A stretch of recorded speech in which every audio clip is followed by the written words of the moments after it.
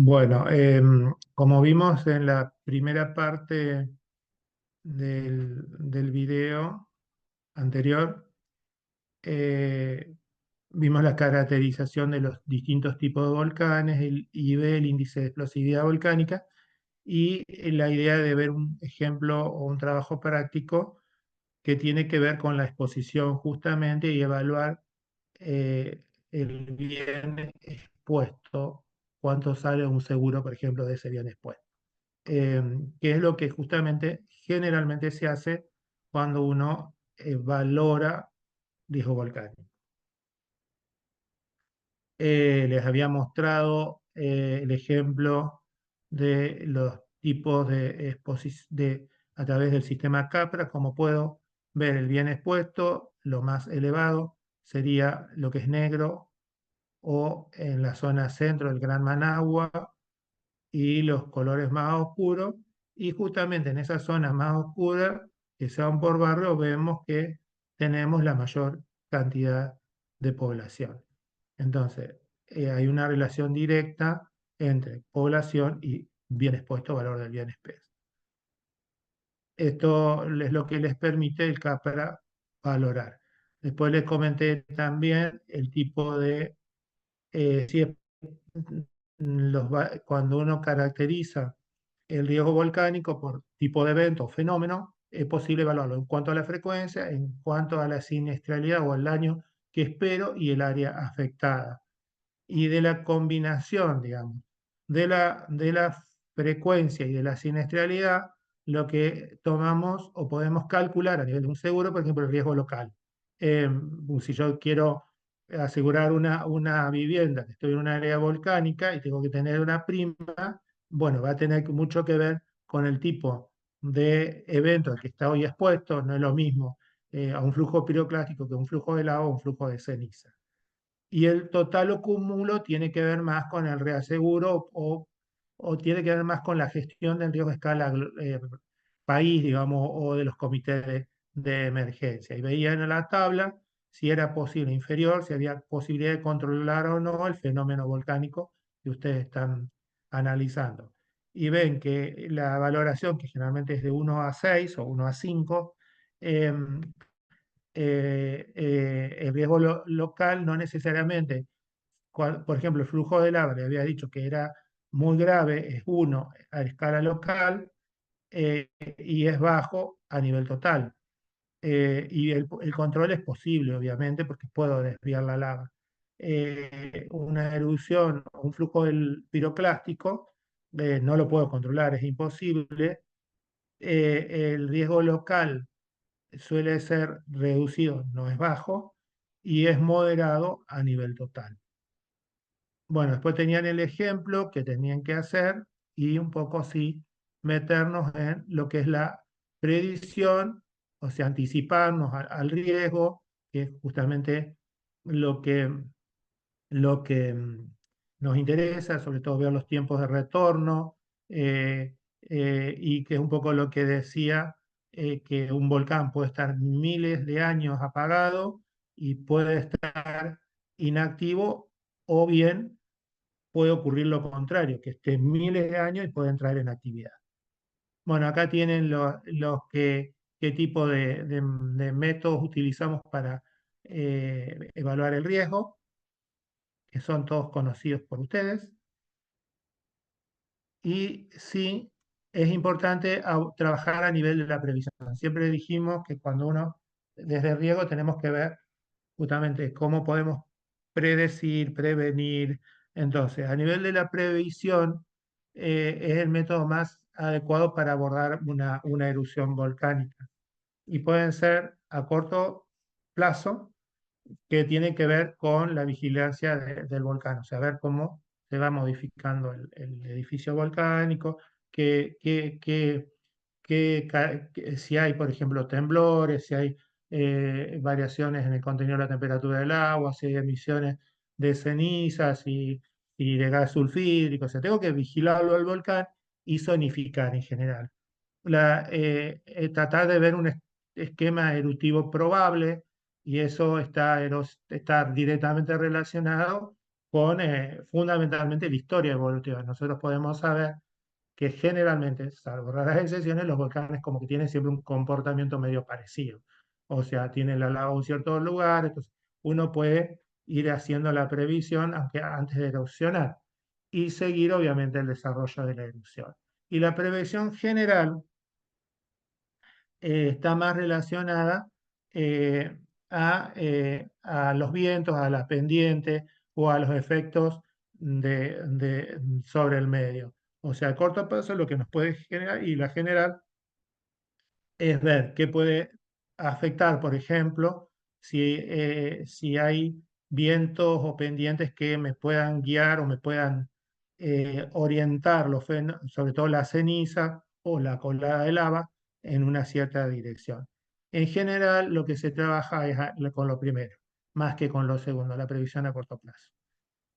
Bueno, las otras medidas que podemos tomar es la prevención y corrección, es evitar el riesgo.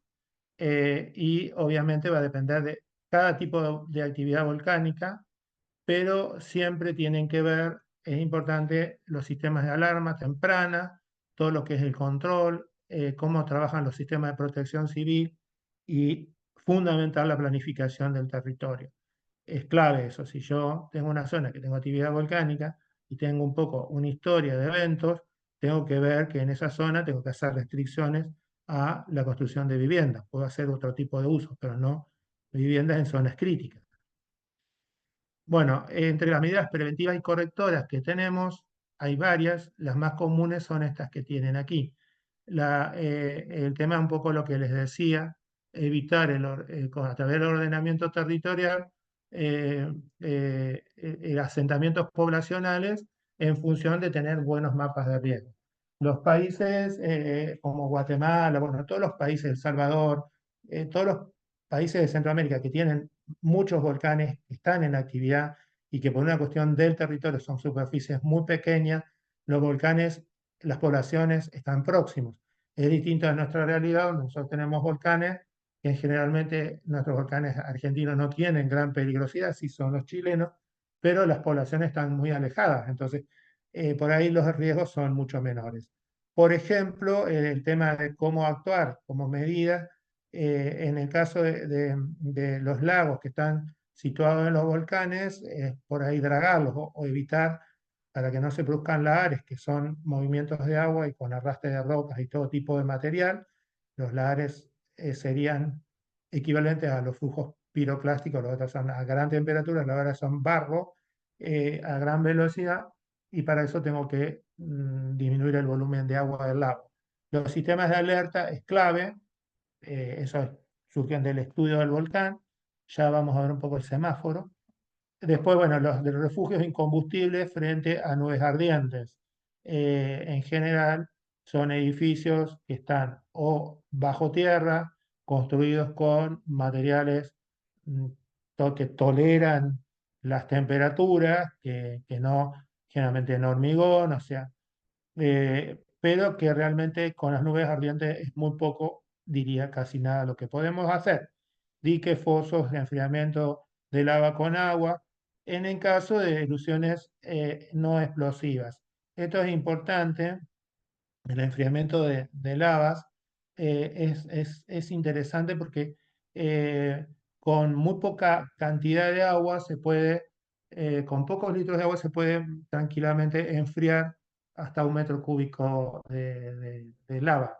El ejemplo más conocido se dio en Islandia, en una de las ciudades, no recuerdo el nombre, que tuvo una erupción en la década de los 70, una lava, una colada de lava que estaba avanzando y iba a tapar la población.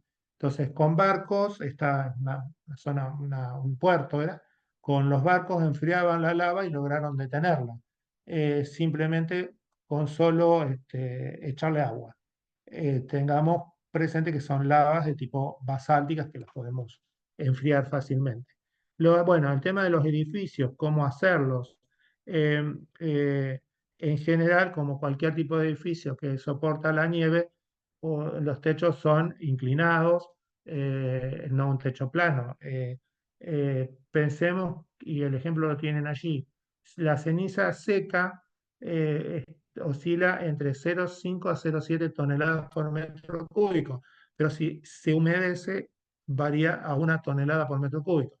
Pensemos en cualquier vivienda que está por cada metro cúbico soportando 1.000 kilos. O sea, es evidente que la ventaja que va a tener el techo muy inclinado, los edificios esféricos, cosa de un edificio plano, es que va a ser mucho más fácil limpiarlos y el daño de carga es menor. Bueno, reducir los embalses si hubiera cerca de las zonas volcánicas, porque si tienen lares pueden servir como amortiguación y desviar las corrientes de lava. Eso solo lo podemos hacer con lavas tipo hawaiana, que las podemos desviar hacia lugares donde no están habitadas. Estas medidas las tienen que tener muy en claro, porque son las medidas que uno puede actuar para minimizar el riesgo. En cuanto al tipo de peligrosidad que tienen cada uno de las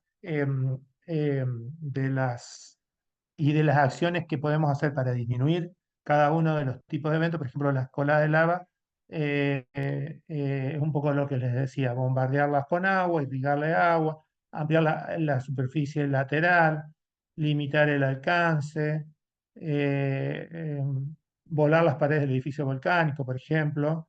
Bueno, un poco lo que les decía, 1 metro de agua fría, no me acordaba el dato, para una colada de lava, 1 metro de agua fría enfría casi 1 metro cúbico de lava, 0,07 metros cúbicos de lava, de 1.000 grados a 100 grados. O sea que con muy poca agua yo puedo lograr un enfriamiento y era un poco lo que les decía en el caso de Islandia, que enfriaron con agua de mar una colada y evitaron que afectara a una población, un puerto, una población costera.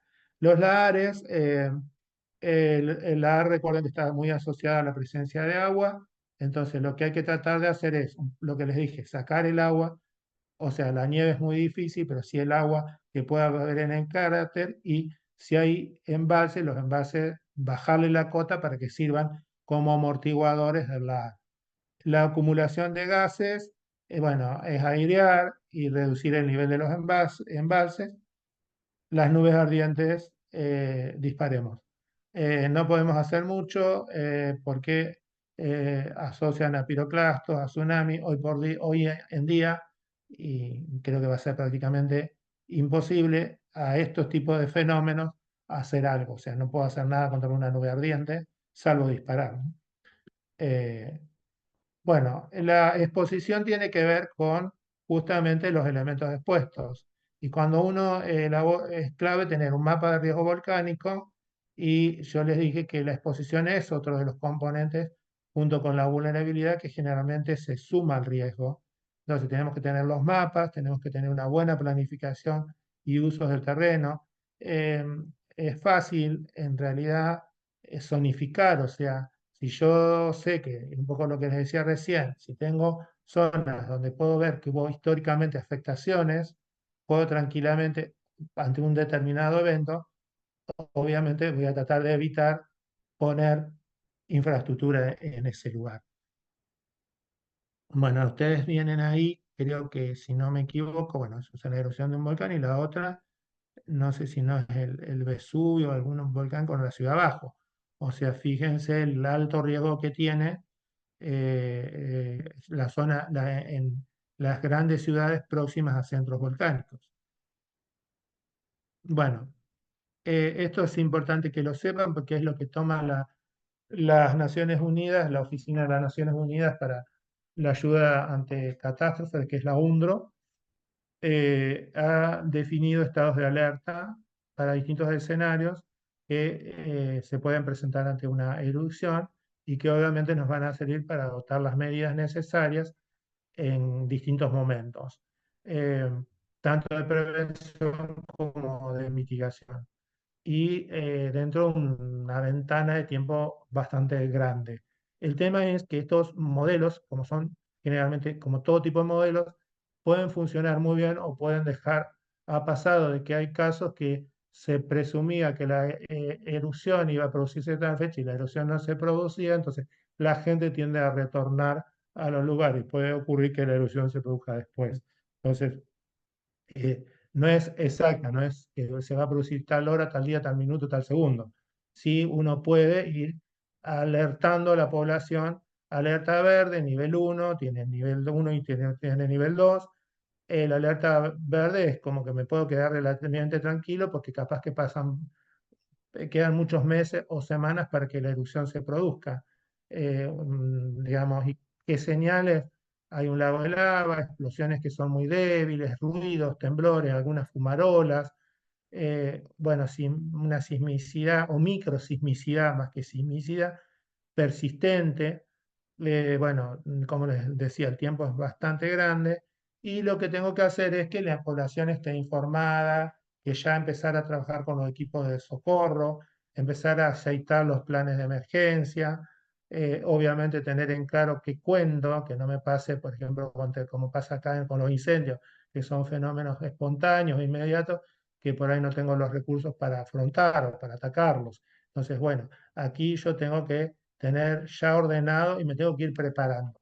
El nivel 2 ya las señales ya son, la sismicidad ya no son microsismos, son más marcadas, pueden incrementarse o al revés, las fumarolas desaparecer.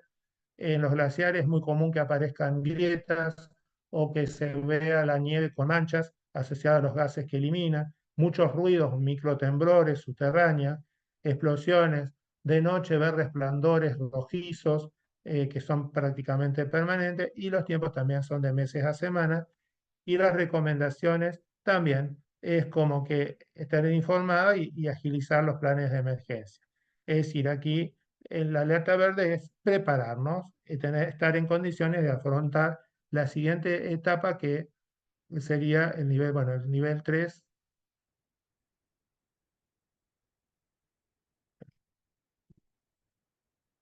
Vamos a volver.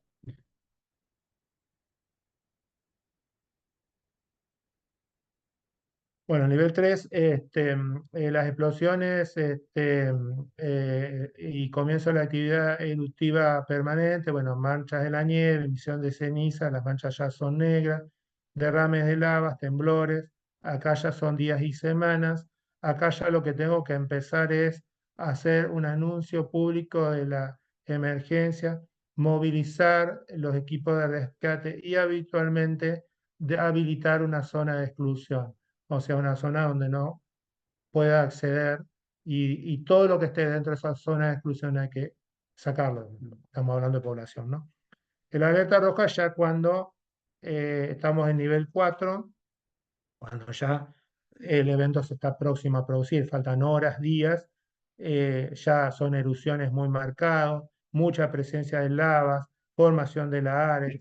Entonces, allí lo que tengo que evacuar son zonas en alto riesgo, la protección de caídas de cenizas hilares, y el 5 ya es cuando la erosión propiamente se va a producir, violenta, con grandes volúmenes de lava, y así ya la población tiene que estar toda, donde el área que va a ser afectada, tiene que estar toda evacuada.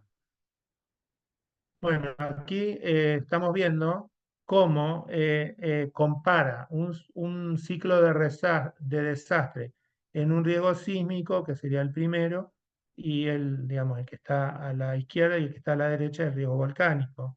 Entonces, ver cómo los puntos uno y 2, que sería el impacto, terremoto, erupción y socorro por parte de la protección civil, tienen distintos tiempos o distintos momentos. O sea, en general, en el sistema volcánico nos da más tiempo para actuar que en el sísmico. Es como que el sísmico es casi instantáneo.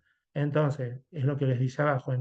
Se da en que en ambos radica en que mientras en el riesgo sísmico representa un peligro único, el terremoto, y es casi instantáneo, la erupción volcánica puede prolongarse durante meses y los factores de peligro que posee son muchos, o sea, son múltiples.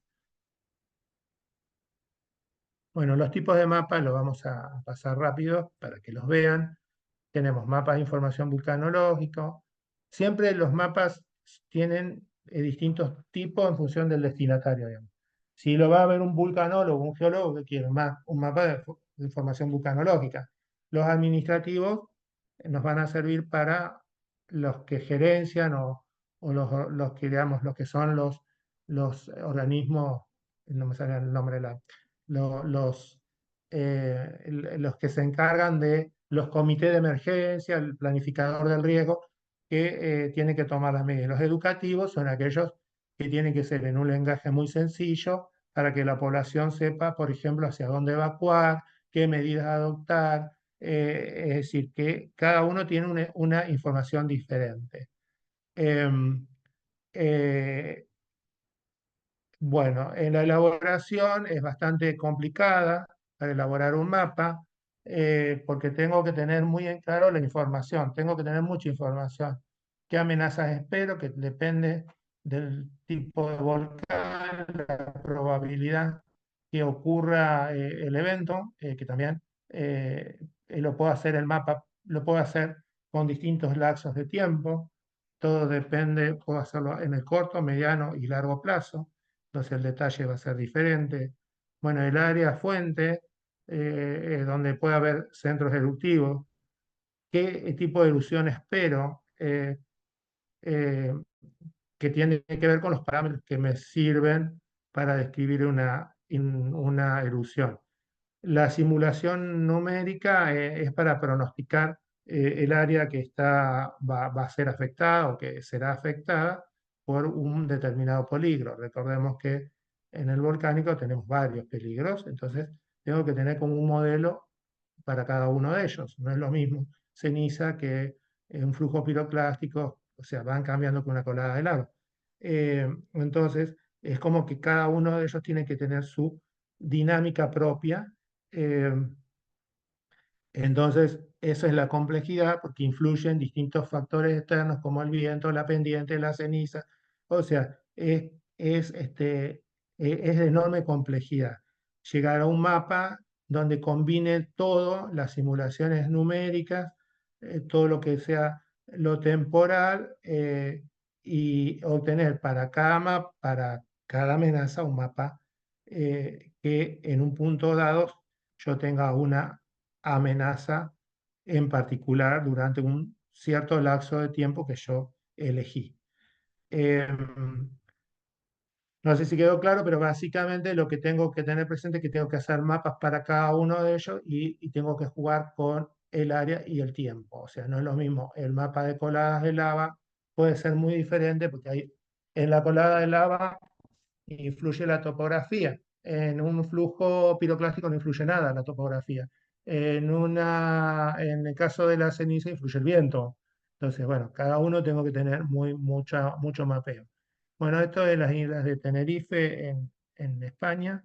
eh, en general son mapas de lavas, no son mapas de peligrosidad en sentido estricto, pero nos está mostrando a nivel probabilístico que cada valor es 10 veces más probable que el anterior, digamos. Bueno, acá tenemos otro mapa probabilístico. Hay mapas que por ahí la ceniza va en un sentido, la lava va en un sentido, y otros que no los influye ni el viento ni la topografía pueden ir para todos los lados. Bueno, ¿cuáles son los factores? Bueno, esto simplemente es cómo construir un mapa y qué información, donde tengo como información base la geología y los modelos físicos y numéricos, y todo lo que necesito en cuanto a la geología, o sea, la historia, la tipología, la erupción, la petrología, y en la física, bueno, los modelos digitales de elevación del terreno, la variación sobre distintas erupciones y cómo voy a ir obteniendo los distintos tipos de mapas, mapas de peligro, mapas de riesgo, mapa administrativo y mapa educativo. Bueno, acá estamos otra vez con la isla de Tenerife, con los distintos tipos de amenaza con la probabilidad de daños o de peligros que tengo en cada uno de los fenómenos asociados. Y lo rojo, como ven, es alta y lo azul es baja o muy baja. Y bueno, es importante para cada tipo de amenaza describirlas. Lo mismo que la vulnerabilidad. Esto es el mapa de riesgo volcánico de Guatemala, donde tenemos zonas de muy alto riesgo y de alto riesgo, que seguramente están ligadas a las zonas donde hay un cono volcánico y que por una cuestión de pendiente o de vientos se dirijan hacia esa zona. Y acá estamos finalizando la exposición. Eh, bueno, quedará para consulta, porque